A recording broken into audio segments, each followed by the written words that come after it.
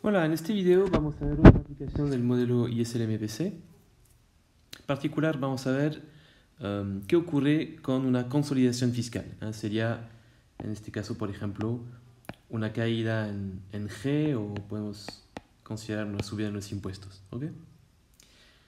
Um, entonces, parte de los efectos que veremos van a ser, en cierta medida, recordar un poco lo que pasaba en el modelo ISLM, pero como tenemos una curva de Phillips, vamos a ver que puede haber efectos sobre la inflación, ¿no? De la misma manera que lo vimos con el modelo ASAD. Vamos a partir de una situación en que estamos en el nivel natural de la producción, ¿no? Por lo tanto, como la producción está en su igual al output potencial, ven que tenemos un cambio en la inflación de cero, ¿sí?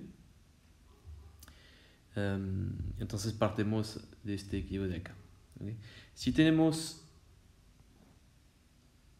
efectivamente una caída en G, un aumento en T, entonces que voy a recordar acá,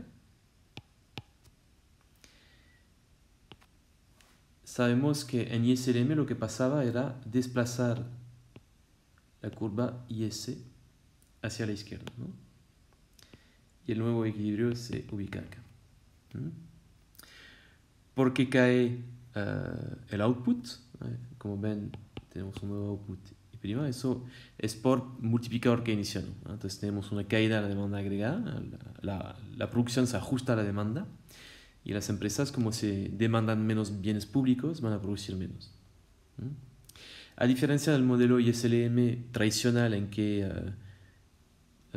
no tenemos la LM horizontal, sino que una LM con pendiente, acá no vamos a tener un cambio en la tasa y por lo tanto la inversión debería caer de manera no ambigua. En el modelo ISLM con LM con pendiente debería caer la tasa de interés, por lo tanto el efecto sobre la inversión debería ser incierto. Como acá no varía la tasa de interés como está fijada por el Banco Central, la inversión va a caer por el hecho de que cae la producción. ¿Okay? Entonces un efecto negativo sobre la producción que se debe al tradicional multiplicador keynesiano. Ahora podemos ver en el gráfico de abajo cuál es el impacto sobre la inflación, y vemos que el efecto va a ser una reducción de inflación. Entonces la caída en G debería generar una recesión, porque cae el output, y además una caída en la inflación. ¿Okay? Ahora, esto es lo que debería ocurrir si es que no reacciona el Banco Central. ¿Okay? Pero habíamos dicho, bueno, el Banco Central, por ejemplo, podría decidir mantener el output cerca de su nivel natural de manera a mantener un cambio en la inflación nulo, ¿no? Entonces, ¿qué debería pasar para que esto, para que el Banco Central mantenga el output cerca de su potencial? Debería reducir la tasa de manera a soportar, a apoyar la demanda agregada. ¿Okay? Entonces vamos a tener un desplazamiento de la LM hacia abajo. Ahora, la LM, si queremos colocarlo en el nivel potencial, debería colocarse así. Siento el dibujo, debería ser horizontal. Imagínense una LM horizontal. ¿Saben qué? La voy a borrar y la voy a hacer más bonita. La LM debería ser horizontal. Ahora, como bien dijimos en un video pasado, el cambio no va a ser de inmediato. El Banco Central va a cambiar la tasa de poco a poco.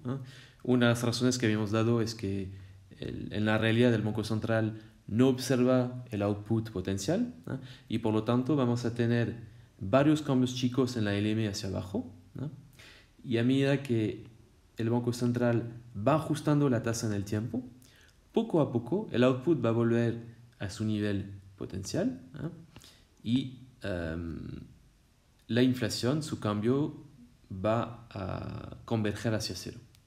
¿Okay? Entonces podemos dibujar en el tiempo la evolución del output. El output tenía cierto nivel, que era I sub n. K y G tiene que caer el output y poco a poco vuelve a su nivel natural. ¿Cuál es la evolución del cambio en inflación? Pues debería ser similar. Dijimos que teníamos un cambio de 0, cae y poco a poco converge hacia 0. Por lo tanto, ¿cuál es la evolución de la inflación? Pues la evolución de la inflación estaba en cierto nivel, por ejemplo 0. Vamos a tener una subida y poco a poco va a converger a cierto nivel positivo. Cierto nivel, perdón, estábamos en negativo, lo siento. Cierto nivel está cayendo y poco a poco debe converger a un nivel como negativo. Eso es el tiempo. Y por fin, ¿cuál es la evolución de la tasa? La tasa tenía cierto nivel y el Banco Central poco a poco la baja de manera a volver para que el output vuelva al nivel potencial. Bueno, esto es el efecto entonces de una consolidación fiscal. Como ven, tenemos lo que pasa en ISLM, pero dado la presencia de la curva de Phillips, tenemos una caída en la inflación. Y después, por la reacción del Banco Central, el output vuelve a su nivel natural y el cambio en la inflación vuelve a 0. ¿Okay? Bueno, esto es